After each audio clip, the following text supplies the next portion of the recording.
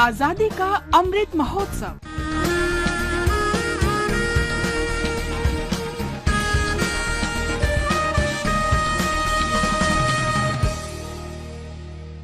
आजादी का सफर आकाशवाणी समाचार के साथ। 16 जुलाई 1856 को पारित हिंदू विधवा पुनर्विवाह अधिनियम ने ब्रिटिश शासन के तहत भारत में विधवाओं के पुनर्विवाह को वैध कर दिया। गवर्नर जनरल डलहौजी द्वारा तैयार और वायसरॉय कैनिंग द्वारा पारित किया गया ये कानून 1829 में गवर्नर जनरल विलियम बेंटिक द्वारा सती उन्मूलन के बाद पहला सामाजिक सुधार कानून था।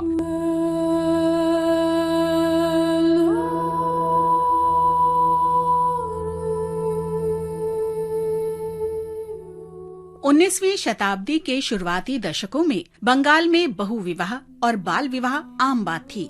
लड़कियों की शादी आमतौर पर बहुत कम उम्र में कर दी जाती थी। नतीजतन आबादी में युवा विधवाओं की संख्या काफी अधिक हो गई थी। इन विधवाओं को आमतौर पर कठोर आत्म संयम के जीवन के लिए विवश किया जाता था। कई समाज सुधारकों ने इन मुद्दों को हल करने की कोशिश की।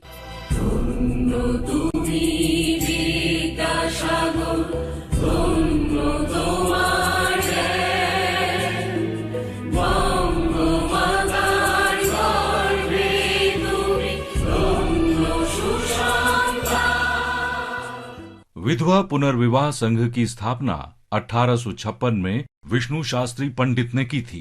इस क्षेत्र में जानी मानी हस्ती करसो दास मुलजी ने विधवाओं के पुनर्विवाह को बढ़ावा देने के लिए 1852 में गुजराती में सत्य प्रकाश अखबार की शुरुआत की। ईश्वर चंद्र विद्यासागर सबसे प्रमुख प्रचारकों में से एक थे और उन्होंने विधान परिषद में अनुरोध भेजा, ये प्रदर्शित करने के लिए कि हिंदू धर्म विवाह पुनर्विवाह की अनुमति देता है। विद्यासागर ने वैदिक साहित्य का उपयोग किया।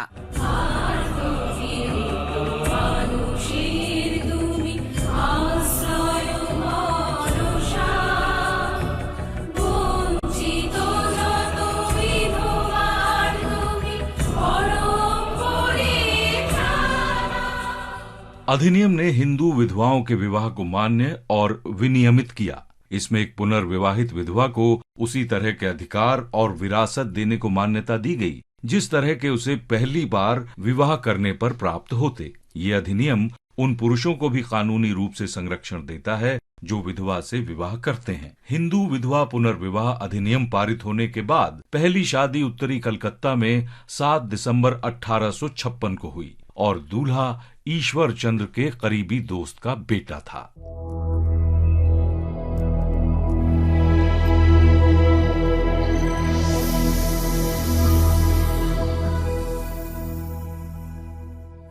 आज हम स्वतंत्रता सेनानी उमा दत्त को भी याद कर रहे हैं, जो 16 जुलाई 1939 को शहीद हुई थी। हिमाचल प्रदेश के शिमला जिले की निवासी उमा दत्त ने धामी राज्य के शासक के खिलाफ आंदोलन में भाग लिया। उन्होंने एक लोकतांत्रिक सरकार की स्थापना करने की मांग की। जब लोग राष्ट्रीय ध्वज के साथ प्रदर्शन कर रहे थे, तभी अचानक पुलिस ने उनसे ध्वज छीन लिया और उसमें आग लगा दी। इस कृत्य से बड़े पैमाने पर आक्रोश फैल गया और इसके परिणाम स्वरूप निहत्थे आंदोलनकारियों पर पुलिस ने गोलीबारी की। 16 जुलाई 1939 को हुई गोलीबारी में उमा दत्त की मौत हो गई थी। आकाशवाणी समाचार राष्ट्र की इस महान बेटी को नमन करता है।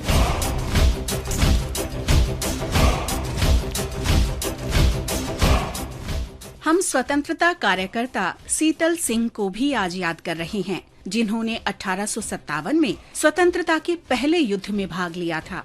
वे सिंध प्रांत में अंग्रेजी ईस्ट इंडिया कंपनी की सेना में सेवारत थे, लेकिन विद्रोह के दौरान उन्होंने नौकरी छोड़ दी और अंग्रेजों के खिलाफ हो रही क्रांति में भाग लिया। सिंध क्षेत्र में सेना के साथ टकराव के दौरान शीतल सिंह को पकड़ लिया गया। उन्हें 18 जून 1857 को आजीवन कारावास की सजा सुनाई गई और अप्रैल 1858 में बम्बई से अंडमान की सेल्यूलर जेल भेज दिया गया, जहां 16 जुलाई 1858 को जेल में ही उनकी मृत्यु हो गई। आकाशवाणी समाचार देश के इस वीर सपूत को सलाम करता है। इसके साथ ही आजादी का सफर आकाशवाणी के संग श्रृंखला का ये अंक समाप्त हुआ।